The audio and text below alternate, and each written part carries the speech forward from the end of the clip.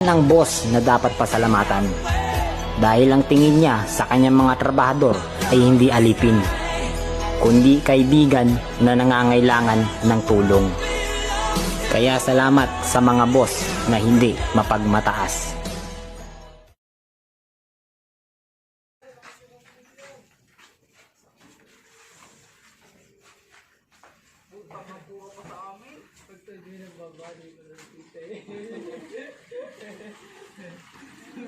Nagsasabi, mahal, ito